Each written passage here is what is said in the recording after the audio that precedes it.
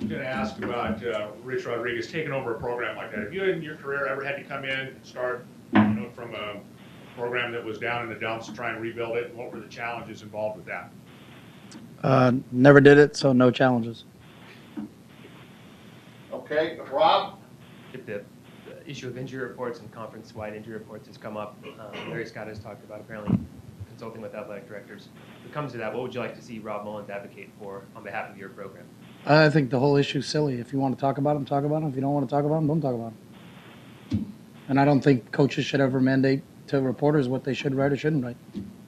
You like the conference not to mandate? No, I mean, I don't think anybody needs to tell us what to do. So if a coach needs somebody to tell him what to do, you got a lot more issues. I'm worried about Arizona. Steve? Coach, last Saturday night I asked you about Marcus in the exchange and getting caught in the backfield. After I watched some of the replays, it looked like that he actually improved. And what my question to you now is, how quick does he pick things up and learn from his game experience? I'm confused. I thought you asked me about a specific play. I didn't know you were talking about. Well, I did ask you about him getting caught when you turn the ball over on downs. Mm-hmm. But it seemed that later on then his decisiveness and what he was going to do with the ball seemed to improve. And so it appeared that later on he sort of had learned from the experience. And what my question to you now is, how quickly does he learn from experience? He picks things up really well, and he was right on that play. We had a receiver that didn't block the right guy, so if he threw it, it would have been picked. So I think he picks things up very quickly, and that's one of the reasons he's our quarterback. Coach, how much credit does Rich Rodriguez deserve for the evolution of the spread option? Is he to the offense what maybe Walsh was to the West Coast? Oh, I don't know about that. I mean, there's a lot of guys doing it. A lot of guys have done it different ways. So, But back when he was doing it and having success at West Virginia, there weren't that many teams doing it. Is he credit maybe for creating? yeah, I mean, this game was invented a long time ago. I mean, there's stuff that everybody's running the spread offense that Dutch Myers ran at TCU, 1950. So, you can go. Option? Yeah, a lot of it. They were a no-back empty team, and quarterback ran around. And I think that one of those guys, Doak Walker, one of those guys won a Heisman Trophy or somebody from back then. I mean, they've this offense, unless you were in the room, I've said this before with Newt Rockne and the guys back in the day, you took it from somebody. The shotgun offense became the rage again when Tom Landry was at the Dallas Cowboys. They were running the shotgun offense in 1913, with the Four Horsemen. So I think the history of this game, it's just very cyclical, and it gets turned over and over and over again. So. A lot of it stems back to a long, long time ago. So, Eric? Chip, Matt Scott, obviously a dual threat guy. How good is he based on the games that you've seen of him on film this year? I think Matt's an outstanding talent. And obviously he played behind Foles, but even when he played when Nick was banged up down there, you could tell what a talented quarterback he is, and it's because he can beat you both ways. He a lot of people are one-dimensional, is that he's a really good runner but doesn't throw the ball very well, or he's a heck of a passer but can't hurt you with his feet. And Matt can do both. If you're not aware of him on every play, he can tuck it and run and take off. He's got speed to beat you, but he's also a very, very accurate passer. And I think he's either fourth or fifth in the country right now in total offense. And it's really because of the skill set that he brings. But I think he's one of the top quarterbacks in the country. Is the emphasis then to keep him in the pocket? You said he does both really well, but would you rather keep him in the pocket to avoid big play with the feet? No, I think we gotta do everything. We need to tackle him is what we need to do. So, Gary? Chip, sorry if you already addressed this, but just a thought on Jake Fisher, if you could comment on how he's doing and the play he made in the last game especially. our Jake Fisher or their Jake Fisher? Yours. There's two this week. Okay, yours. Ours, an outstanding effort, and I think that's what you get out of Jake all the time. He's obviously got a physical skill set and athletic as an offensive lineman, but just his effort to be that far downfield, and what was originally a drop back pass for us, so he was blocking on the line of scrimmage and then covering passes downfield. We preach it and talk about it all the time, but when you see a kid do that, we've got incentive for linemen to chase plays down now because there's an opportunity to score if you really run all the way down the field. So, but I think Jake has continued to develop. Played a lot of tight end in high school. Really, his first, understanding of a really full-time offensive line was when we got here last year. He's just in the middle of his second year right now, but I'm really pleased with Jake's progress so far. Raquel, we're going to go to the phones, see if there are any questions. Please press *1 on your telephone keypad if you have a question for Coach Kelly.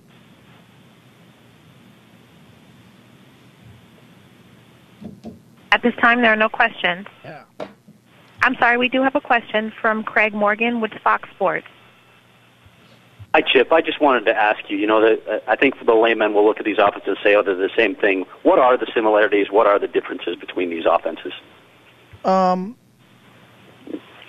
think we both have good quarterbacks. But I think how we call plays, and Rich will be able to tell you, is probably different than how Rich calls plays. I know our terminology is not the same. They play like it seems like more they have a tight end H-back type guy. We have more of a tight ends. I think we play 4 tight ends. I think it looks like they only play 1 tight end on film. They're more of a 4 or 5 wide receiver set than we are. So there's a lot of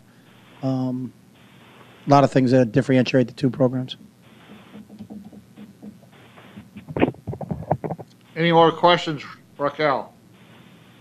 There are no further questions. Okay, going back to questions here. Rick Morgan. What changes do they brought to their system defensively than what they had under Mike Stoops? 1,000% different than what Mike did. Mike was a 4-down defensive scheme. These guys are a 3-3 stack team. So, there's no carryover. There's no reason to watch film from last year or other games we had on Arizona. So we really have a 3-game breakdown on them, the 3 games they played this year. But schematically, they were 100% different than what they were when Mike was there. Rob?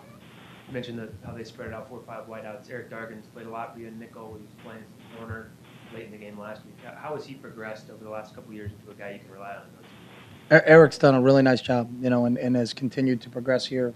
And we know we're going to face teams in this league that, besides Arizona, Arizona State, Washington State, whatnot, that are going to spread you out and try to, get a lot more athletes on the field. And we got to be able to do the same thing and got to get more athletes on the field. And I think, that's why we feel confident in our secondary when you have guys like Troy Hill and Eric Dargan and guys like that, we're going to play 4 and 5 and 6 DBs at times, but we consider those guys starters for us and from that standpoint, whether it's our nickel team or our dime team. But I think Eric's done a really nice job, growing into that role of being able to contribute. He played a lot for us last year when we played Arizona because with Nick there, with Foles there, they were throwing the heck out of the ball. It was a different style of offense, but they were winging it around and didn't play much with a tight end, or they weren't 21 personnel, so to speak, where they were running it. So Dargs played a lot in that game, and was really a nickel kid for us last year and has continued to develop in that role. Such a big rangy safety. How do his skills translate well to playing some corner as well? It just depends, who he's matched up with, obviously. But the fact that he has the ability to do that, where he can drop down and play linebacker in some of our nickel sets, but also still be a safety on the hash and play some corner. I think his versatility, helps us in terms of being able to deploy him in different spots and people not knowing where he's going to be all the time. Question. Warren? Coach, kind of along that same line, does Arizona have a Jerron Kreiner receiver this year, that type of receiver? Yeah, they got some good kids. Buckner, I think, has been a really good player. Has played a lot for him. It's the same crew, I think.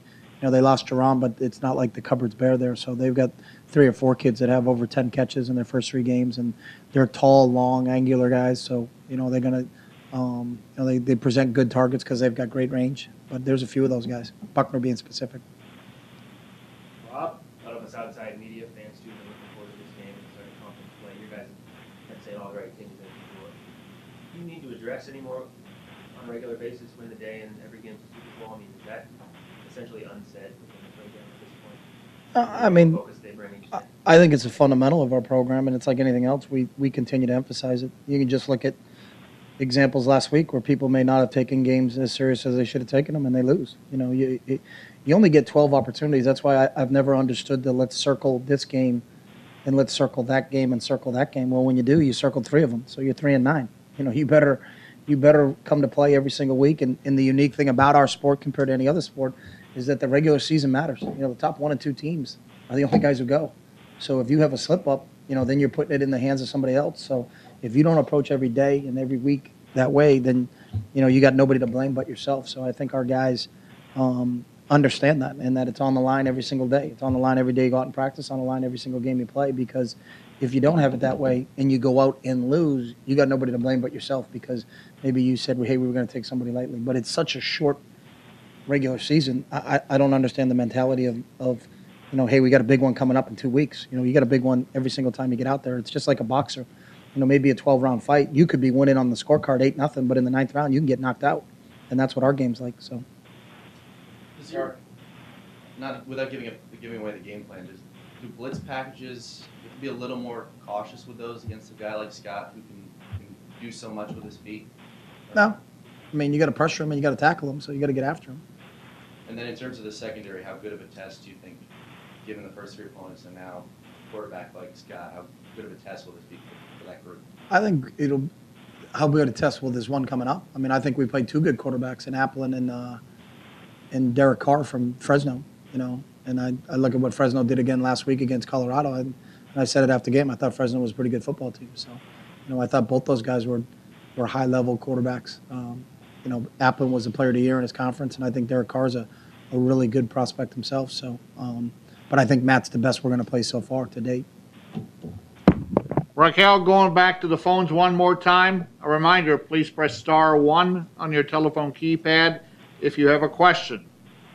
Your next question comes from Cody Martin with the Wildcats. Hi, Coach. I just wanted to ask you if you think that your defense or their defense has an advantage by playing against the spread offense in practice.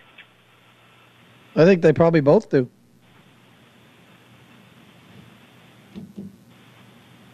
Your next question comes from the line of Patrick Finley with Arizona Daily Star. I was curious, when you guys were recruiting Marcus, what you saw in him that made you think he could turn out this way. We had him in camp.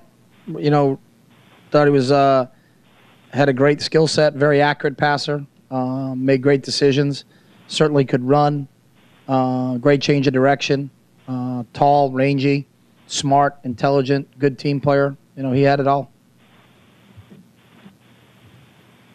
There are no further questions. Okay. Any final questions here? Al.